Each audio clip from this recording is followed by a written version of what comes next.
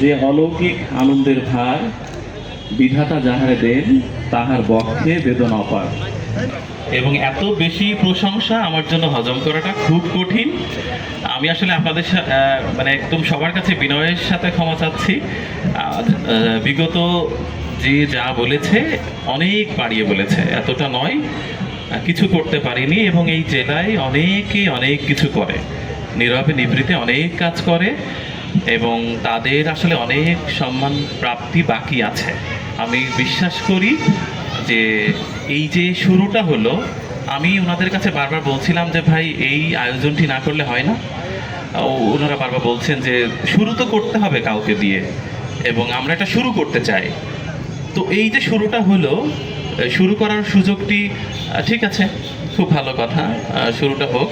এবং যারা ভালো করছে সবাইকেই এভাবে একটু সম্মানিত করা হোক। আমি বলছি না যে আমি ভালো করছি, আমি শুধুমাত্র চেষ্টা করছি। মঞ্চে যারা আছে, আমার সামনে যারা আছে, সবাই সবার জায়গা থেকে জেলার জন্য অনেক কিছুই করছে। সাম্প্রতি দেশের প্রধানমন্ত্রী উনি ডেকেছিলেন এবং উনি বললেন যে এই কাজটি কখনো না থামাতে, এবং বললেন যে এভাবে বেঁচে থাকাটাই ভালো। তার মানে বোঝা যায় যে আসলে সবাই চাই প্রকৃতির সান্নিধ্যে তার মতো করে একটু বেঁচে থাকতে। তো আমাদের যে জেলাটা, এই জেলাটার অনেক কিছু নিয়ে আন্দোলন সংগ্রাম হচ্ছে। আমি যেহেতু নিজের জন্য কিছু বলিনি, আমি একটু ফাঁকতালে আমি মাননীয় প্রধানমন্ত্রীর কাছে বলেছি যে একজন সাধারণ নাগরিক হিসেবে আমাদের জেলার মানুষ আসলে কয়েকটা ক্রাইসিস ফিল করে, এবং আপনি এই বিষয়টা স্যার একটু ভেবে দেখবেন। উনি খুব হাস্যোজ্জ্বলভাবেই বললেন যে আচ্ছা ঠিক আছে, যেহেতু আপনি নিজের জন্য কিছু চাননি, আমি বলেছি যে আপনার কি হলে ভালো হয় বা আমি কি করব আপনার জন্য। আপনি বলেছেন আপনার কিছু লাগবে না, শুধু দোয়া লাগবে, ঠিক আছে। তো বলুন, আমি তখন বলেছি যে আমাদের রেল লাইনের ব্যাপারটা নিয়ে অনেক কথা হচ্ছে দীর্ঘ সময়, স্যার এইটা একটু ভেবে দেখবেন। তো উনি বলেছেন যে শহর ভেঙে রেল লাইন করাটা হয়তো বা দুরূহ হবে জুয়েল, তবে শহরের পাশ দিয়ে করলে তো সমস্যা নেই। শহরটা সাজানো, শহরটা ভেঙে গেলাম, শহরে পাইতে হলেও চেষ্টা করা হবে ইনশাল্লাহ। তো এই ব্যাপারটা খুবই ভালো লেগেছে। সন্তান আইনমন্ত্রী তিনি রয়েছেন, তিনি তো দেখভাল করছেনই। আমার কাছে মনে হলো আমি সুযোগ পেলাম গল্পে গল্পে একটা কথা বলে দিই। এখন সবচেয়ে বড় কথা হচ্ছে আপনারা যেটা করেছেন আমার জন্য, আমি জানি না এই ঋণ কখনো পরিশোধযোগ্য কিনা বা পরিশোধ করার সুযোগ হবে কিনা, সম্ভবত হবে না। আর আমি আসলে খুবই আপ্লুত। আমি যাদের হাতে তৈরি, যারা আমাকে কথা বলা শিখিয়েছে, প্রতিনিয়ত শেখাচ্ছে, ঠিক তাদের কাছ থেকে কোনো একটা সম্মান পাওয়াটা রীতিমতো অনেকগুলো ভালোবাসা ছাপিয়ে গেল, নিজের কাছের মানুষদের ভালোবাসা, এবং দায়িত্ববোধটাও বেড়ে গেল। কারণ আপনি যত বেশি, ওই যে বললাম না যে আপনি সবাই আমাকে অনেক ভালো বলছে, আমার শুনতে কোথাও ভালো লাগছে, কিন্তু ভেতরে ভেতরে না একটা নীরব একটা দুঃখবোধ জন্মাচ্ছে। ওই যে বললাম রবি ঠাকুরের সেই উক্তিটি যে অলৌকিক আনন্দের ভার বিধাতা যাহারে দেন তাহার বক্ষে বেদনা অপার। এই কাহিনী কাব্যগ্রন্থের এই উক্তিটি আমার বারবার মনে পড়ছিল। তো সেই জায়গা থেকে আসলে আমার বারবার মনে হচ্ছিল যে এতটার যোগ্য আমি নই, যতটুকু ভালোবাসা আপনারা দিচ্ছেন আমি কৃতজ্ঞ, একেবারেই কৃতজ্ঞ। আমি জানি না যে আসলে কিভাবে এই কৃতজ্ঞতা পরিশোধযোগ্য। সবার ভালোবাসা না থাকলে কখনো কোনো কাজ করা যায় না। এখানে ক্যামেরা অনেকের সামনে রয়েছে, ক্যামেরা, এই সবাই আমার জীবনের গুরুত্বপূর্ণ মানুষ, এবং সবাই আমাকে প্রতিনিয়ত শিখিয়েছে, শেখাচ্ছে। তো আসলে দেখেন, কোনো মানুষের অর্জন কিন্তু এককভাবে হয় না। প্রথমত সৃষ্টিকর্তা তার উপরে সেই ভালোবাসা বোধটা প্রকাশ করেন বলে এই অর্জন বা কোনো সম্মান প্রাপ্তি তার ঘটে।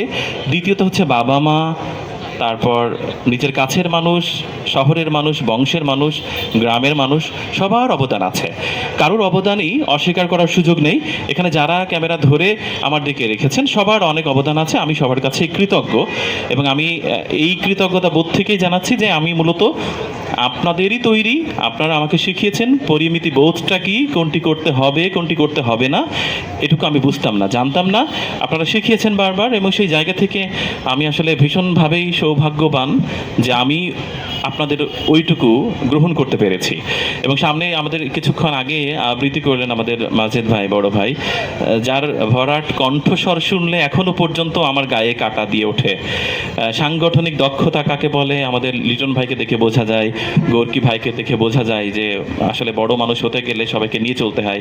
এই যে আমাদের সঙ্গীত শিল্পী ভাই রয়েছে, আমাদের হেভি গ্রুপে লিমন ভাই রয়েছে, আমার সামনে আমাদের অ্যাডভোকেট সিনিয়র ভাই রয়েছে, আমাদের মানে অনেক বড় মানুষ রয়েছে। তো সেই জায়গা থেকে আসলে আমি খুব ক্ষুদ্র মানুষ, আপনারা আমাকে যে ভালোবাসাটা দিয়েছেন হৃদয়ের একেবারে মণিকোঠায় সেটাকে আমি আবদ্ধ রাখবো এবং কৃতজ্ঞতা জ্ঞাপন করছি। এবং আজকের এই কথা বলাটার পেছনে আসলে আমার সহধর্মিনীর অনেক কন্ট্রিবিউশন রয়েছে, যে না থাকলে হয়তোবা আমি এখানে দাঁড়াতে পারতাম না। সে আমাকে বলেছে যে জীবনে আসলে হয় হেরে যেতে হয়, না হলে জিততে হয়, এই মাঝামাঝি থাকার না কোনো সুযোগ নেই। এবং আমি তখন অনেকভাবে ক্ষেপে যেতাম যে আমার কেন যেন ওই একটা ঝুঁকি নিতে সবসময় আমার ভয় করতো।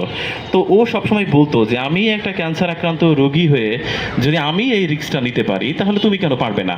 তো এই যে সবসময় সময়টা করে দেয়া, দেখুন আসলে আপনার দরজার ওপাশের মানুষটা যদি আপনার পেশাটাকে রেসপেক্ট না করে, যদি আপনার পেশাটাকে সে প্রাধান্য না দেয়, আপনার ছুটে চলাটাকে যদি সে এনজয় না করে, তাহলে না আমার মনে হয় না কখনো সম্ভব কিছু করা। আমি সবসময় বলি যে ভালো এমপ্লয়ি কখনো ভালো হাজবেন্ড হয় না, ভালো হাজবেন্ড কখনো ভালো এমপ্লয়ি হয় না। ভালো এমপ্লয়ি হতে গেলে স্ত্রীর বার্থডে ভুলে যেতে হয়, শালিকার সাথে সময় দিতে হবে সেটা ভুলে যায়, সন্তানকে ভালোবাসতে হবে সেটাও মাঝে মাঝে ভুলে যেতে হয়। আর যে ভালো স্বামী সে কিন্তু ভালো এমপ্লয়ি হতে পারে না, তখন তার আসলে বাড়ি গিয়ে দরজার ওপাশেই অফিসটা থাকে বা তার কর্মের ব্যাপারটা থাকে। আমার ব্যাপারটা যেরকম, আমাকে যে এখনও পড়ালেখা করার সুযোগও করে দেয়, এটুকু আসলে আমি তার কাছে চিরকৃতজ্ঞ এবং ঋণী। আমি এখনও খাবার খেতে খেতে বাম হাতে বই রেখে পড়ছি, বা আমি আমার যে পাগলামিটা, এটাই তো আসলে এমন তো না যে ওই আধ্যাত্মিকভাবে আসলে শিল্প সাহিত্যের উপমা চলে আসে কন্টেন্টের মধ্যে, এরকমটা না। মূলত আমাকে আসলে চর্চাটা করতে হয়, সবাই করা লাগে, আমি যে অনেক পড়ি এরকম না, কিন্তু ওই যে ওই সুযোগটা করে দেয়া, বা হচ্ছে ঈদের আগে সব ক্যামেরার পেছনেই যত যুদ্ধ, ক্যামেরার পেছনে দুটো ভাই আছে, তারা অক্লান্ত পরিশ্রম করে, এই সব অর্জনই আমি তাদেরকে দিয়ে দিই। আমি যেখানেই যাই, ঢাকা বিশ্ববিদ্যালয় থেকে অ্যাওয়ার্ডের সময় আমি তাদেরকে এগিয়ে দিয়েছি, ভাই এই অর্জন আপনাদের। আমি খুব নগণ্য তুচ্ছ মানুষ, আমার আসলে এত ভারত্ব নেই, এত কিছু বহন করার যোগ্যতা দক্ষতা নেই, এগুলো আপনাদের অর্জন। আপনারা অনেক কিছু করেন, ক্যামেরার পেছনে যুদ্ধ করেন। তো যাই হোক, ক্যামেরার পেছনের মানুষকে সবসময় মানে ভালোবাসা বোধ প্রকাশ করব, তাদের ঋণ পরিশোধযোগ্য নয়। দ্রুত শেষ করব কথা, আমি খুবই আপ্লুত। এবং আমি ওনাদেরকে বারবার বলেছিলাম যে আয়োজনটা না করলে হয় না। আমার কোথাও না শঙ্কা বোধ হচ্ছিল যে আমাদের জেলায় অনেক মানুষ রয়েছে। এবং আরেকটা ব্যাপার যে আমাদের শাহিনুর রহমান লিটন ভাই বলছে যে জেলার এই জেলাটাকে অনেক উন্নত করেছে, এই কথাটি আমি একটু বিনয়ের সাথে দ্বিমত করছি। কন্টেন্ট ক্রিয়েটর আসলে একটা জেলার গর্ব হয় না, কন্টেন্ট ক্রিয়েটর আসলে একটা জেলার কোনো কৃতি সন্তানও নয়। আমাদের জেলার গর্ব কৃতি সন্তান হচ্ছে পাগলা কানাই, লালন শাহ, পাঞ্জু শাহ, দুদ্দু শাহ, বীরশ্রেষ্ঠ হামিদুর রহমান, আব্দুল্লাহ জাহাঙ্গীর স্যার, এই মানুষগুলো। এই ছাড়া আমরা যা আছি, আমরা না কোথাও ওই রকম না যেটা আমাদেরকে বলা হচ্ছে। হয়তো বা ভালোবাসার প্রকাশ, ভালোবাসাতে তো আসলে বর্ণনায় কোনো বাধা দেওয়া যায় না। কারণ লিটন ভাইয়ের বক্তব্যে যদি দোষ হয়, তাহলে তো আরো বড় দোষ করেছে কাজী নজরুল ইসলাম। তিনি বলেছেন মোর প্রিয়া হবে সোরানি, খোপাই দেবো তারার ফুল। তারার ফুল তো খোপাই দেওয়া যায় না। তো এই যে প্রশংসার সময় আসলে বাক্যের না কোথাও কিপটামও চলে না, বাক্যের কখনো কার্পণ্য ব্যবহার চলে না। এ কারণে ভাই বলেছেন, ভাইয়ের কথা মোটেই দোষের না। আমি বিনয়ের সাথেই দ্বিমত করলাম, কন্টেন্ট ক্রিয়েটর দেশের গর্ব বা জেলার গর্ব হইতে পারে না।